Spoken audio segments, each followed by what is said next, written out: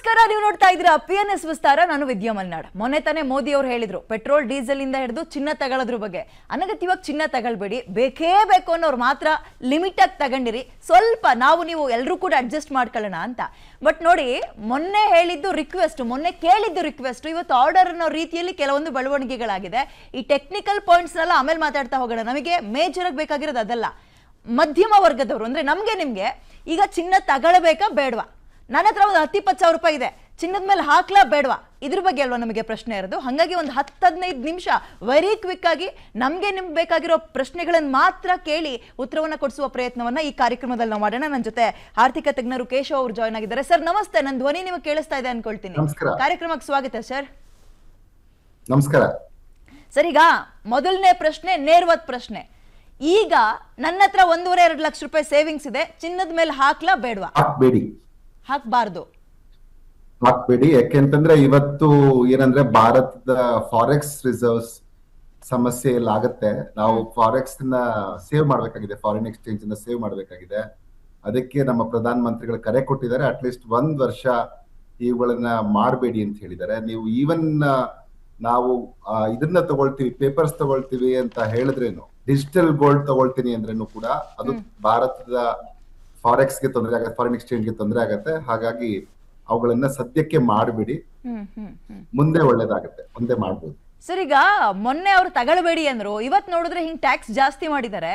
ಇದೆಲ್ಲ ಒಂದ್ ಕಡೆ ಭಯಕ್ ಬಿದ್ದು ತಗೊಳ್ಳೋರ್ ನಂಬರ್ಸ್ ಜಾಸ್ತಿ ಆಗ್ತಾ ಇದೆಯಾ? ಮಾರ್ಕೆಟ್ ಅಲ್ಲಿ ನೀವು ನಂಬರ್ ಅಬ್ಸರ್ವ್ ಮಾಡ್ತಿರ್ತೀರಿ, ಸುಮ್ಮನೆ ಯಾಕೆ ಬೇಕಪ್ಪ ಸಾಲ ಗಿಲ ಮಾಡಿದ್ರು ಚಿನ್ನ ಮನೇಲಿ ಇಟ್ಕೊಳ್ಳೋಣ ಅನ್ನೋರ್ ನಂಬರ್ಸ್ ಏನಾದ್ರು ಜಾಸ್ತಿ ಆಗಿದ್ಯಾ? ಇಲ್ಲಿ ಬಂಗಾರದ ಬೆಲೆ ಯಾಕೆ ಹೆಚ್ಚಾಗಿದೆ ನಿನ್ನೆ ಅನ್ನೋದಕ್ಕೆ ಒಂದು ವಿಚಾರವನ್ನ ನಾವು ಅರ್ಥ ಮಾಡ್ಕೋಬೇಕು. ಬಂಗಾರ ಯಾವ ರೀತಿಯಲ್ಲಿ ಬಂಗಾರದ ಬೆಲೆಯನ್ನ ಫಿಕ್ಸ್ ಮಾಡ್ತಾರೆ ಅನ್ನುವಂಥದ್ದು. ನಾವು ಪ್ರಪಂಚಾದ್ಯಂತ ಲಂಡನ್ ಬಿಲಿಯನ್ ಗೋಲ್ಡ್ ಮಾರ್ಕೆಟ್ ಅಂತ ಇದೆ, ಹಾಗೆ ನ್ಯೂಯಾರ್ಕ್ ಅಲ್ಲಿ ಕಾಮೆಕ್ಸ್ ಅಂತ ಇದೆ. ಇವೆರಡೂನು ಒಂದು ಗ್ಲೋಬಲ್ ಬೆಂಚ್ ಮಾರ್ಕ್ ನ ಸಿದ್ಧಪಡಿಸುತ್ತೆ. ಪ್ರತಿದಿನ ಲಂಡನ್ ಅಲ್ಲಿ 2 ಬಾರಿ ಈ ಗೋಲ್ಡ್ ಪ್ರೈಸ್ ಅನ್ನ ಫಿಕ್ಸ್ ಮಾಡ್ತಾರೆ. ಆದ್ರೆ ಅವ್ರು ಫಿಕ್ಸ್ ಮಾಡುವಾಗ ಅನೇಕ ಆಯಾಮಗಳನ್ನ ನೋಡ್ತಾರೆ. ಎಷ್ಟು ಡಿಮ್ಯಾಂಡ್ ಇದೆ, ಎಷ್ಟು ಸಪ್ಲೈ ಅವತ್ತಿದೆ, ಮತ್ತೆ ಯಾವ್ಯಾವ ಆಯಾಮಗಳಲ್ಲಿ ಯಾವ್ಯಾವ ದೇಶದಲ್ಲಿ ಏನೇನೋ ಅನ್ಸರ್ಟನಿಟಿ ಇದೆ, ಅದರಿಂದ ಇಂಪ್ಯಾಕ್ಟ್ ಏನಾಗುತ್ತೆ, ಇವೆಲ್ಲವನ್ನ ಚೆಕ್ ಮಾಡಿ ಅವರೊಂದು ಬೆಲೆಯನ್ನ ನಿಗದಿಪಡಿಸ್ತಾರೆ. ಇದರ ಮಧ್ಯೆ ಕೂಡ ಈ ಲಂಡನ್ ಮನಿ ಮಾರ್ಕೆಟ್ ಅವರು ಸೆಟ್ ಮಾಡಿರುವ ಬೆಂಚ್ ಮಾರ್ಕಿನ ಹೊರತಾಗಿಯೂ ಸಹ ಇಲ್ಲಿ ನೈಜವಾದ ಬೆಲೆಗಳಲ್ಲಿ, ಯಾಕಂದ್ರೆ ಅಂತಾರಾಷ್ಟ್ರೀಯ ಮಾರುಕಟ್ಟೆಯಲ್ಲಿ ವ್ಯಾಪಾರ ಎಷ್ಟಾಗ್ತಾ ಇದೆ, ಎಕ್ಸ್ಚೇಂಜ್ ರೇಟ್ ಈಗ ಮೌಲ್ಯ ನಮ್ಮ ಭಾರತದ ರೂಪಿ ಕುಸಿತಾ ಇದೆಯಾ, ಈ ತರದ ಬೇರೆ ಬೇರೆ ಎಕ್ಸ್ಚೇಂಜ್ ರೇಟ್ ಗಳಲ್ಲಿ ಏನಾಗ್ತಾ ಇದೆ, ಮತ್ತೆ ಲೋಕಲ್ ಪ್ರತಿ ದೇಶದಲ್ಲಿ ಏನೇನು ಡಿಮ್ಯಾಂಡ್ ಇದೆ, ಇವುಗಳೆಲ್ಲವನ್ನ ಆಧರಿಸಿ ಬದಲಾವಣೆಗಳು ಆಗುತ್ತೆ. ಅದರ ಜೊತೆಗೆ ಭಾರತದಲ್ಲಿ ಏನಾಗುತ್ತೆ ಅಂತಂದ್ರೆ Indian Boolean and jewellery association ಅಂತ ಇದೆ, 1919ನೇ ಇಸ್ವಿಯಲ್ಲಿ ಆರಂಭ ಆಗಿದ್ದು. ಇವರು ಪ್ರತಿದಿನ ಇವೆಲ್ಲವನ್ನ ಗಮನಿಸಿ ಅಂತಾರಾಷ್ಟ್ರೀಯ ಮಟ್ಟದಲ್ಲಿ ಇವ್ರು ಎಷ್ಟು ಫಿಕ್ಸ್ ಮಾಡಿದ್ದಾರೆ, ಲಂಡನ್ ಬಿಲಿಯನ್ ಗೋಲ್ಡ್ ಮಾರ್ಕೆಟ್ ಅವರು, ಕಾಮೆಕ್ಸ್ ಅವ್ರು ಏನ್ ಹೇಳ್ತಿದ್ದಾರೆ, ಇವೆಲ್ಲವನ್ನ ಚೆಕ್ ಮಾಡಿ ಅದರ ಜೊತೆಗೆ ಅಂತಾರಾಷ್ಟ್ರೀಯ ಮಟ್ಟದಲ್ಲಿ ಏನ್ ಟ್ರೆಂಡ್ ಇದೆ, ಮತ್ತೆ ಇಂಪೋರ್ಟ್ ಡ್ಯೂಟೀಸ್ ಏನಾದ್ರು ಹಾಕಿದಾರ, ಲೋಕಲ್ ಅಲ್ಲಿ ಡಿಮ್ಯಾಂಡ್ ಇದೆ, ಇವುಗಳನ್ನೆಲ್ಲ ಫೈನಲೈಸ್ ಮಾಡಿ ಅವರು ಬಂಗಾರದ ಬೆಲೆಯನ್ನ ನಿಗದಿಪಡಿಸ್ತಾರೆ. ಇಲ್ಲಿ ಪ್ರಮುಖವಾಗಿ ನಾವು ಅರ್ಥ ಮಾಡ್ಕೊಳ್ಳೋದೇನು ಅಂತಂದ್ರೆ ಎಲ್ಲೆಲ್ಲಿ ಪೂರೈಕೆ ಮತ್ತು ಸಪ್ಲೈ ಕೂಡ ಇಲ್ಲಿ ಪ್ರಮುಖವಾದ ಪಾತ್ರವನ್ನ ವಹಿಸುತ್ತೆ.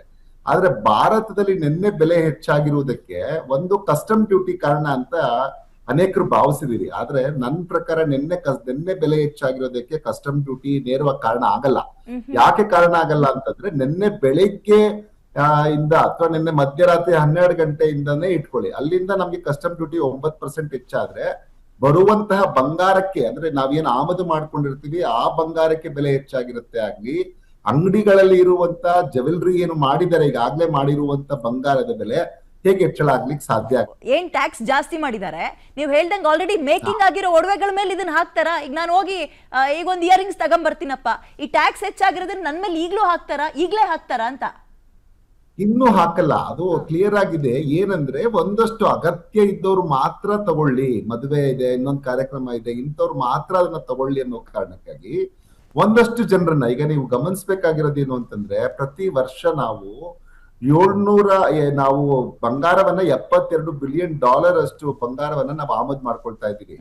ಆಮದು ಮಾಡ್ಕೊಳ್ಳುವ ಬಂಗಾರದಲ್ಲಿ ಒಂದು 15-30% ಆದ್ರೂ ಕಡಿಮೆ ಆದ್ರೆ ಆ ಮಟ್ಟಕ್ಕೆ ಆರ್ಥಿಕತೆ ಒಳ್ಳೇದಾಗತ್ತೆ ಅಂತ ಒಂದ್ಸರಿ ಕಸ್ಟಮ್ ಡ್ಯೂಟಿಯನ್ನ 15%ಗೆ ಹೆಚ್ಚಳ ಮಾಡಿದ್ದಾರೆ. ಅಂದ್ರೆ ಅದು 9% ಹೆಚ್ಚಳ ಆಗುತ್ತೆ. 6ರಿಂದ 15ಕ್ಕೆ ಮಾಡಿದಾಗ 9% ಹೆಚ್ಚಳ ಆಗುತ್ತೆ.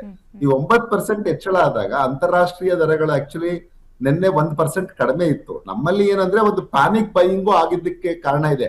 ಅಯ್ಯೋ ಇನ್ನೂ ಹೆಚ್ಚಳ ಆಗ್ಬಿಡತ್ತೆ, ಇನ್ನೂ ಹೆಚ್ಚಳ ಆಗತ್ತೆ ಅಂತ ಒಂದಷ್ಟು ಜನ ಯಾರು ಮದ್ವೆ ಕಾರ್ಯಕ್ರಮಗಳಿತ್ತು ಅವ್ರ ಮನೆಗಳಲ್ಲಿ ಮುಂದಿನ ತಿಂಗಳು ಅದ್ರ ಮುಂದಿನ ತಿಂಗಳು ಅವರೆಲ್ಲನೂ ಹೋಗಿ ತಗೊಳಕ್ಕೆ ನಿನ್ನೆ ಹತಾಪಿಸಿದ್ರಿಂದ ಮತ್ತೆ ಇನ್ನು ಮುಂದೆ ಇನ್ನೂ ಜಾಸ್ತಿ ಬೆಲೆ ಆಗ್ಬಿಡುತ್ತೆ ಅಂತ ಕೆಲವರು ಭಾವಿಸಿ ನಿನ್ನೆ ಮಾರುಕಟ್ಟೆಗೆ ಧಾವಿಸಿದ್ರಿಂದ ಈ ಎಲ್ಲ ಕಾರಣಗಳಿಗಾಗಿ ಬಹುಶಃ ನಿನ್ನೆ ಆ ಪ್ಯಾನಿಕ್ ಬೈಯಿಂಗ್ ಇಂದ ಒಂದಷ್ಟು ಬೆಲೆ ಹೆಚ್ಚಳ ಆಗಿರೋದನ್ನ ನಾವು ಗಮನಿಸಬಹುದು.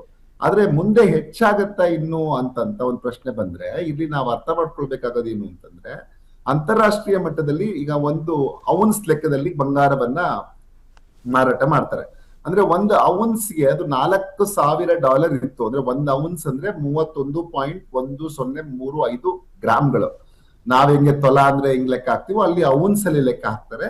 ಸೊ ಈ 31.1035 ಗ್ರಾಮ್ಗೆ ಅಂತಾರಾಷ್ಟ್ರೀಯ ಮಾರುಕಟ್ಟೆಯಲ್ಲಿ ಇವತ್ತಿನ ದಿನ $4,669 ಇದೆ. ಅಂದ್ರೆ ಸಾಮಾನ್ಯವಾಗಿ ಇದು $4,000 ಒಳಗಡೆನೆ ಇರ್ತಾ ಇತ್ತು. ಈ ಕಳೆದ ಕೆಲವು ತಿಂಗಳುಗಳಿಂದ ಇದು ಏರಿಳಿತ ಆಗ್ತಾ ಇರೋದ್ರಿಂದ ಇವತ್ತು ಆ ಮಟ್ಟಕ್ಕೆ ಬಂದು ತಲುಪಿದೆ. ಇಲ್ಲಿ ಅವ್ರ ಲೆಕ್ಕಾಚಾರ ಏನು ಅಂತಂದ್ರೆ, ಈ ನಮ್ಮಲ್ಲಿ ಏನು ಹಾರ್ಮೋಸ್ ಜಲಸಂಧಿಯ ಒಂದು ಸಂದಿಗ್ಧತೆ ಇದೆ, ದಿಗ್ಬಂಧನ ಇದೆ, ಇದು ಕ್ಲಿಯರ್ ಆಗದೆ ಹೋದ್ರೆ ಇದು $5,000 ಹೆಚ್ಚಳ ಆಗತ್ತೆ ಅಂತ. ಅವಾಗ ಅಂತಾರಾಷ್ಟ್ರೀಯ ಮಟ್ಟದಲ್ಲಿನೂ ಹೆಚ್ಚಳ ಆದ್ರೆ ಭಾರತದಲ್ಲಿಯೂ ಹೆಚ್ಚಳ ಆಗುತ್ತೆ. ನಾವು ನಮ್ ದೇಶದಲ್ಲಿ ಎಷ್ಟು ಉತ್ಪಾದನೆ ಮಾಡ್ತೀವಿ ಸರ್? ನಾವು ಆಮದು ಮಾಡ್ಕೊಳ್ತಾರೆ ಜಾಸ್ತಿ ಇದೆ, ಬಟ್ ನಮ್ ದೇಶದಲ್ಲಿ ಎಷ್ಟು ಚಿನ್ನ ಉತ್ಪಾದನೆ ಮಾಡ್ತೀವಿ ನಾವು? ನಮ್ ದೇಶದಲ್ಲಿ ತುಂಬಾ ಕಡಿಮೆ. ನಾವು ಒಂದು 780 ರಿಂದ 850 ಕೆಜಿ ಪ್ರತಿದಿನ ಮಾಡ್ತಾ ಇದ್ವಿ. KGF ಎಲ್ಲ ಇದ್ದಾಗ, KGF ಚಿನ್ನದ ಗಣಿ ಇದ್ದಾಗ ನಮ್ಮಲ್ಲಿ ಸಾಕಷ್ಟು ಯಥೇಚ್ಛವಾಗಿ ಸಿಗ್ತಾ ಇತ್ತು. ಆದ್ರೆ ಈಗ ನಮ್ಮಲ್ಲಿ ಆ ತರದ ಮೇಜರ್ ಸೋರ್ಸ್ ಇಲ್ಲ. ಬರೀ ನೀವು ಕೆಜಿಯ ಗಟ್ಲೆ 750 ರಿಂದ 850 ಕೆಜಿಯವರೆಗೂ ಸಿಕ್ಕತ್ತೆ ಅಷ್ಟೇನೆ, ಅದಕ್ಕಿಂತ ಹೆಚ್ಚಿಗೆ ನಮ್ಮಲ್ಲಿ ಇಲ್ಲ. ಆದ್ರೆ ನಮ್ಮ ಮನೆಗಳಲ್ಲಿ ಈಗ ನಾವೇನಿದೆಯಲ್ಲ, ಮನೆಗಳಲ್ಲಿ ಸಾಕಷ್ಟು ಬಂಗಾರ ಇರೋದನ್ನ ಮಾರ್ಗನ್ ಸ್ಟ್ಯಾನ್ಲಿ ಅವರ ವರದಿಯಲ್ಲಿ ಕೂಡ ಉಲ್ಲೇಖಿಸಿದ್ದಾರೆ. ಅವ್ರು ಹೇಳ್ತಾ ಇದ್ದಾರೆ 34,600 ಟನ್ ಬಂಗಾರ ಭಾರತದಲ್ಲಿ ಮನೆಗಳಲ್ಲಿ ಇದೆ, ಕುಟುಂಬಗಳ ಜೊತೆ ಇದೆ ಅಂತ. ಅಂದ್ರೆ ಭಾರತದ ಇವತ್ತಿನ GDP ಏನಿದೆ ಅದರ ಮೌಲ್ಯ ಅಷ್ಟಾಗತ್ತೆ. ನೀವು ಸುಮ್ನೆ ಇನ್ನೊಂದು ಅಂಕಿಅಂಶ ಕೊಡ್ತೀನಿ. 2011 ರಿಂದ 2025 ನಡುವೆ ನಾವು ಆಮದು ಮಾಡ್ಕೊಂಡಿರುವಂತಹ ಚಿನ್ನ ಎಷ್ಟು ಅಂತಂದ್ರೆ 12,600 ಟನ್ ಬಂಗಾರವನ್ನ ನಾವು ಆಮದು ಮಾಡ್ಕೊಂಡಿದ್ವಿ. ಅದರ ಮೌಲ್ಯ ಎಷ್ಟು ಅಂದ್ರೆ $609 ಬಿಲಿಯನ್.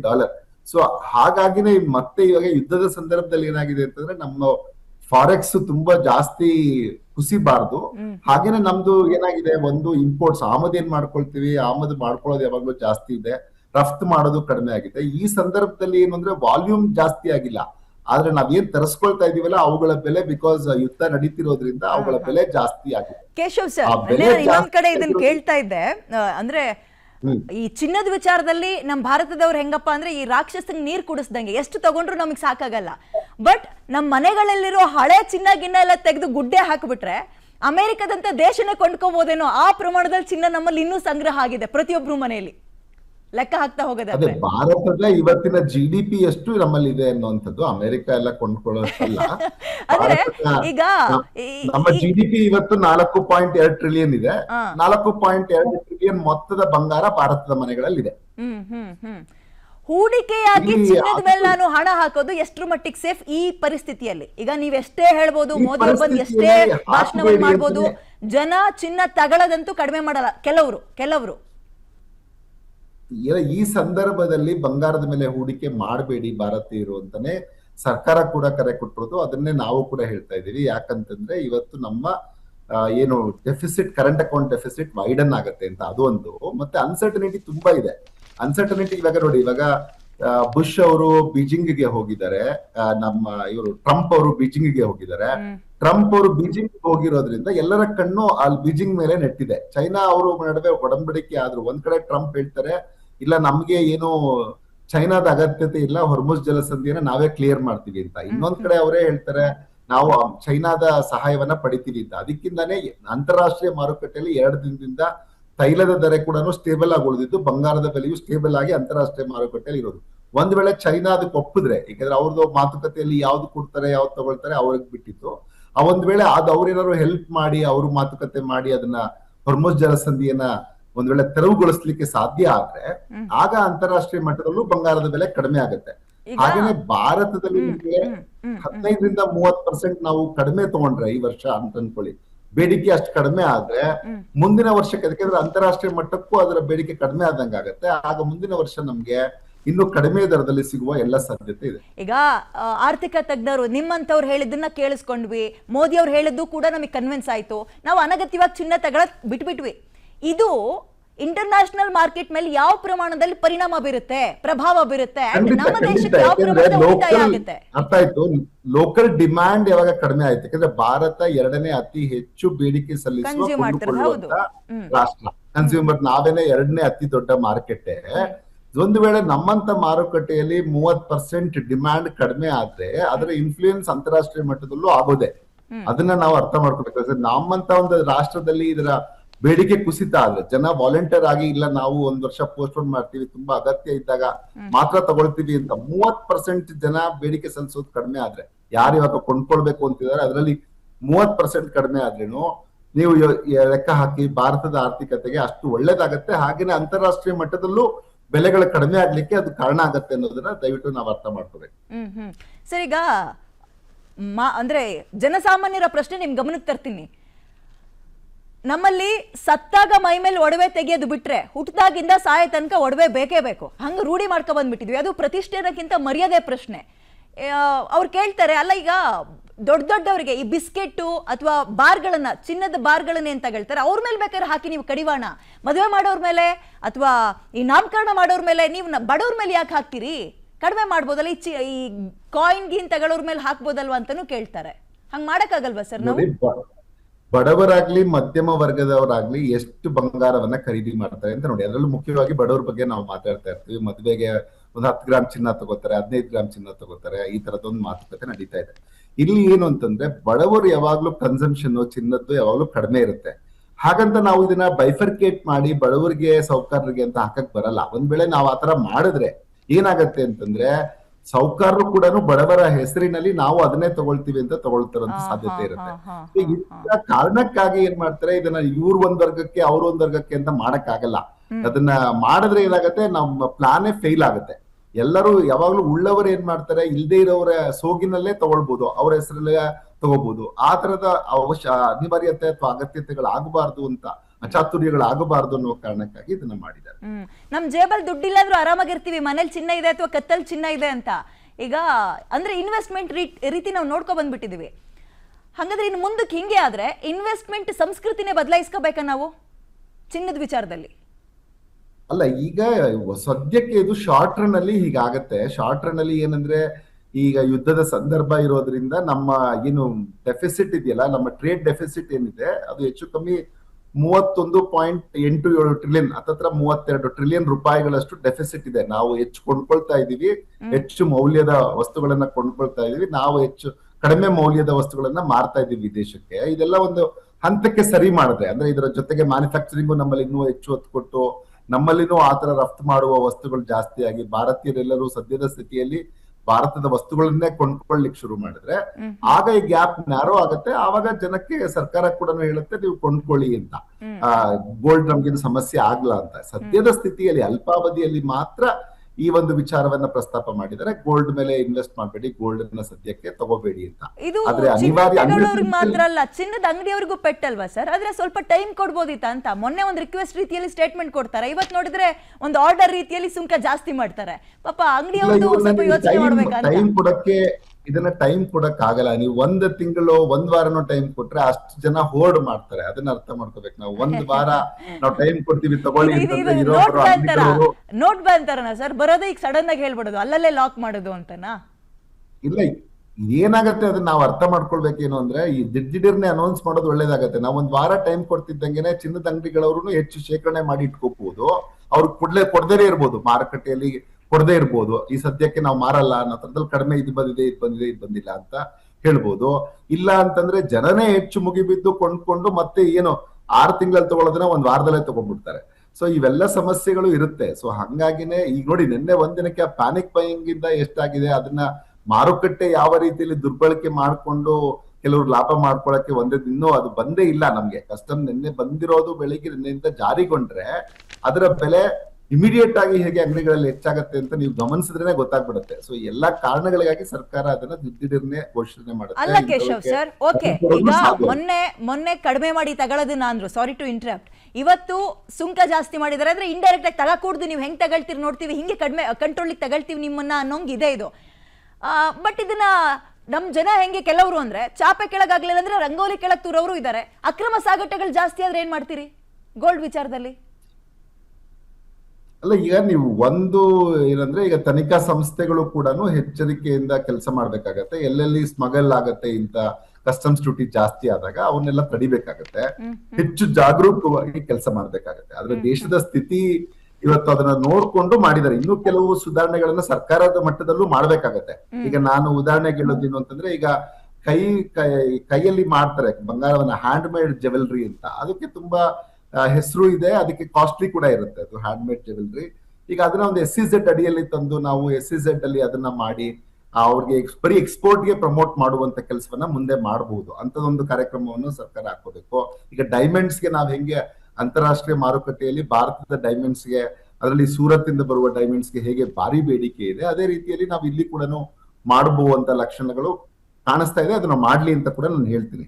ಹಾಗೇನೆ ಲೈಟ್ ವೆಯ್ಟ್ ಜೆವೆಲ್ರಿ ಕಡೆಗೂ ಹೆಚ್ಚಿನ ಜನರು ಒಲವು ತೋರಿಸ್ಬೇಕು. ಯಾಕೆಂತಂದ್ರೆ ಒಂದು ನಮ್ಗೆ ನಂಬಿಕೆ ಇದೆ ಅನ್ನುವಂಥದ್ದು ಕರೆಕ್ಟ್. ನಮ್ಮ ಕಲ್ಚರಲಿ, ಎಮೋಷನಲಿ ನಾವು ಅಟ್ಯಾಚ್ ಆಗ್ತೀವಿ ಬಂಗಾರದ ಬಗ್ಗೆ, ಇವೆಲ್ಲವೂ ಸರಿ ಇದೆ.